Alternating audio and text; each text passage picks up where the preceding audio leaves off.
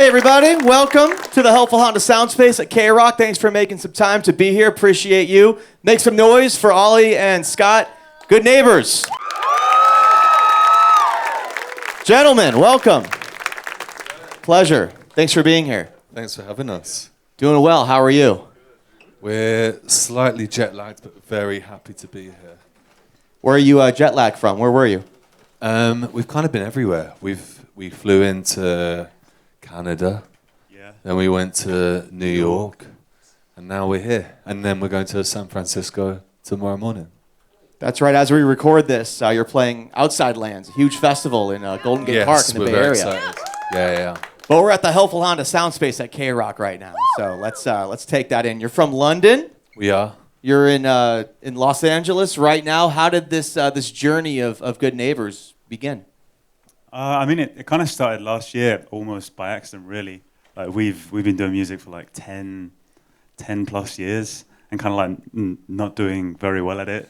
And then we were just making stuff for ourselves and just stuff that sounded good, and it felt right, so we put it out, and it's going down pretty well. Your music is very intimate, it's cinematic. It has some nostalgic tinge to it as well, but also sounding very modern at the same time. How do you balance all of the sounds that make up Good Neighbors? I mean, honestly, we don't think a lot of stuff through, so we're glad that that's what you took away from it.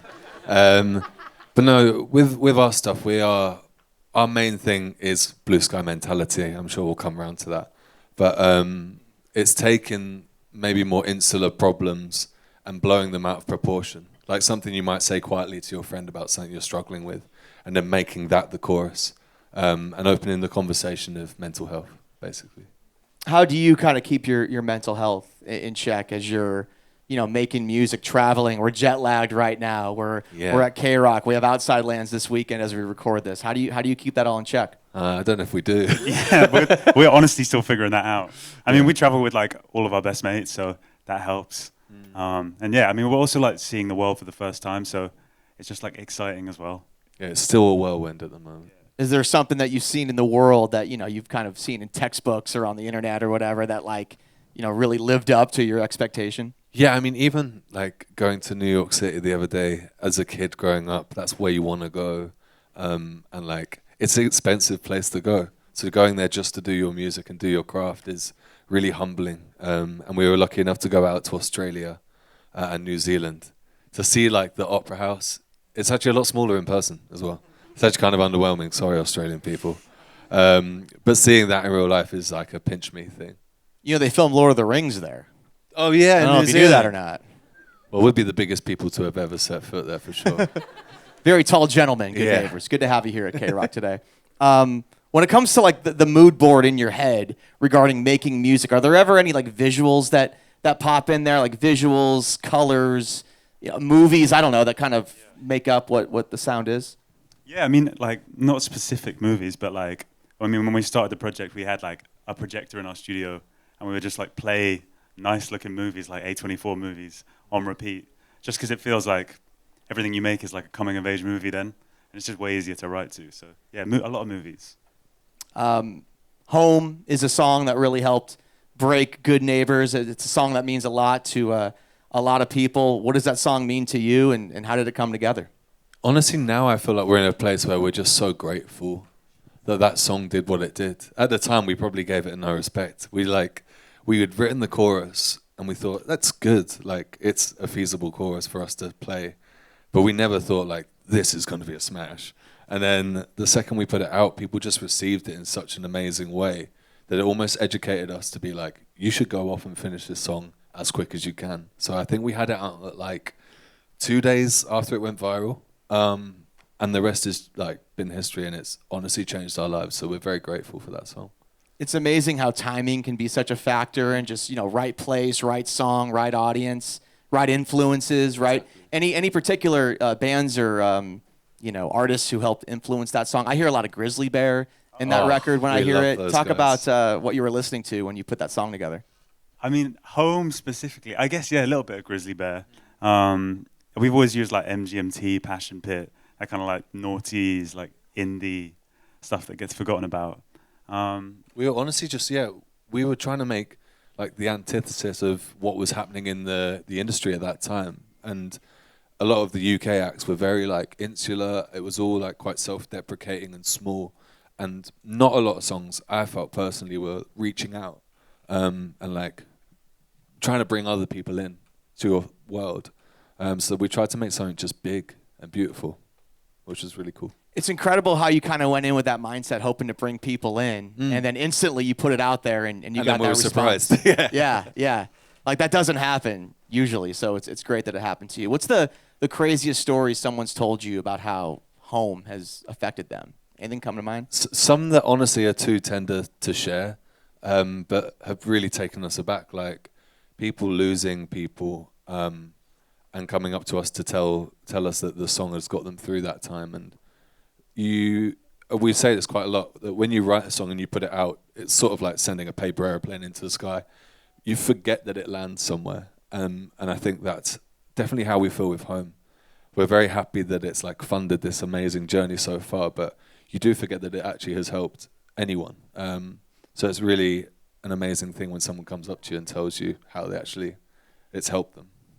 And following a song that's successful, not an easy feat, but we've had a really good run with Ripple on KROQ. Love that record.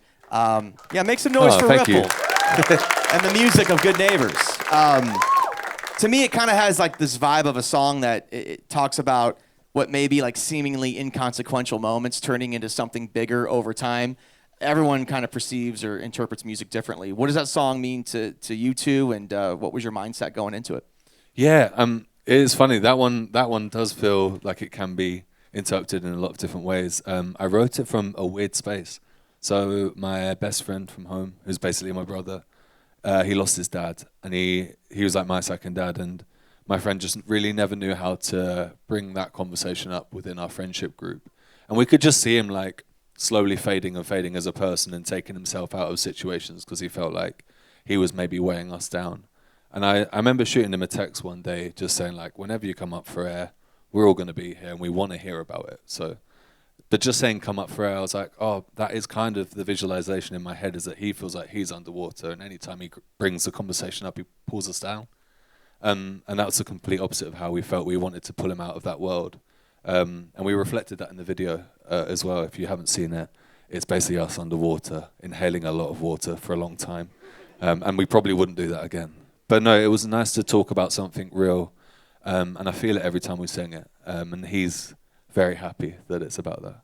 It's an incredible story. It's got to be incredibly, cathartic and very, therapeutic, right? To make art like that and to put that out there in the world. And then, you start seeing that people are streaming the song or playing it on the radio. You hear your songs on the radio. You see fans at your shows singing the words back to you. What are those experiences like, hearing your song on the radio, seeing fans sing words back to you, and how do those two experiences kind of compare, Scott? Yeah, I mean, we can't really put our finger on how it feels, but I think we've been doing a bunch of festivals recently, and that's where you really feel it, where like the intro to Home kicks in and people are like, oh, it's these guys. It's insane. I wanted to talk about, artists that you guys are sort of keeping an eye on. Anyone out there that you've heard on the radio or come across a playlist of, or, bands and artists that you think people should be giving love to? Yeah, actually just before Home kicked off for me personally, I was writing for an artist called Alessi Rose. And she started just making some mad strides out here. And then I honestly think it's like we're months away from her being an absolute superstar. She's played some amazing slots and she's released some amazing stuff recently. And we love her to bits, and I just want the best for her. So I think she's one to watch for sure. Suburbs is another song that dropped recently. You have a new record coming out on September 26th. Would love to hear more about it. Tell us what you can about the new album that's dropping in September, and just how it came together, and what's up with the new album. Let's go. Yeah. I mean, it's like we've been crafting it for like a year, because when everything kicked off last year, it's been non-stop. So we've kind of just been relentlessly on the road, and this is kind of like pieced together in the back of a bus or like the back room of a venue. It's not been glamorous. Yeah, it's not glamorous, no. But it's cool. It's like feels DIY, and it's like it's just us two really, and a couple of people that we're close with writing on it, and yeah, it's like our little baby. We're trying to like lean into it's called Blue Sky mentality, because when we met and started working on Good Neighbours, we were in this like kind of rubbish place where we had every job under the sun apart from music. Like the music is the one thing you wanted to do in your week, and it was the last thing you got to do.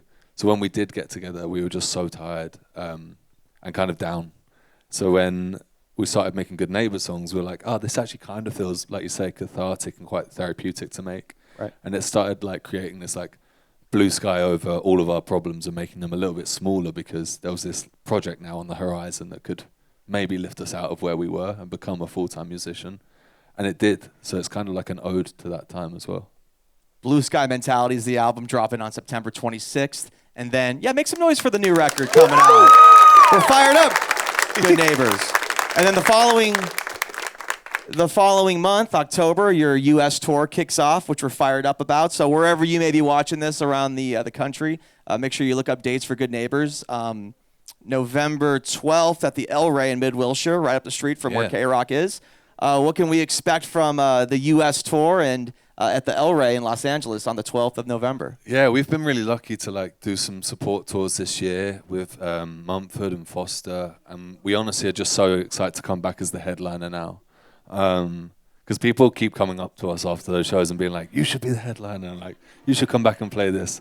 So we're now doing it, we're grabbing it, and we're super excited, and just like, we want to have fun and make the message even bigger, make Good Neighbours even bigger. Mumford & Sons at the Hollywood Bowl a few months back now at this point.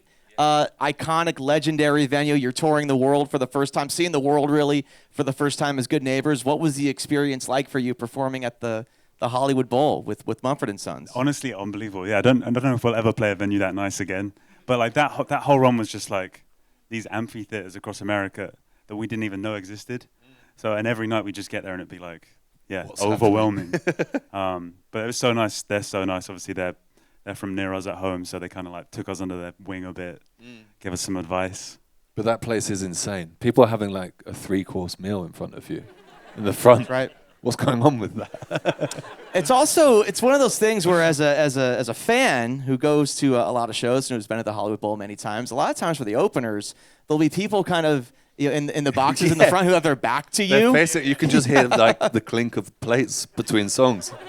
Kind of just back to my wedding band days, which was quite insane. Right. It's a humbling experience, but a lot of people staring at the stage as well. Ideally, yeah. Yeah, for sure. Thank you again for being here. I'll get you out of here on this quick speed round, if we can, with Good Neighbours before we watch you perform some songs, which they'll be doing momentarily. First concert you ever went to? Barney the Purple Dinosaur. Oh, wow. Still got good presence. He's a good guy. That's a tough one to follow, Scott, but what do you got? Green Day. It's a bit cooler. Yeah. Only just, to be honest. Not as cool. Song you wish you wrote? Oh, God Only Knows by the Beach Boys. I was going to say Yellow by Coldplay. Solid. 2 great songs. Dream collab, living or dead? Dream collab. I would love to do a song with Florence and the Machine. I would love to do a song with Randy Newman. Oh, yeah. It's both of our personalities, basically. I shout all the time and he's more mellow. Little Beach Boys, little Coldplay, little Randy Newman. That puts Good Neighbours together. And then best meal in Los Angeles so far? Oh, it's so flash. But we got treated to go to Nobu once, and that was insane. We would never pay that bill, just for the record. But we got the chance to go there, and I honestly wish I'd never haven't, because I've never had sushi the same ever again. But that was unreal. Honestly, can't beat an In-N-Out as well. In-N-Out's wonderful. Shout out to Prince Street for catering earlier. We're going to watch Good Neighbours perform some songs momentarily. Make some noise again for Thank you very much. Ollie and Scott.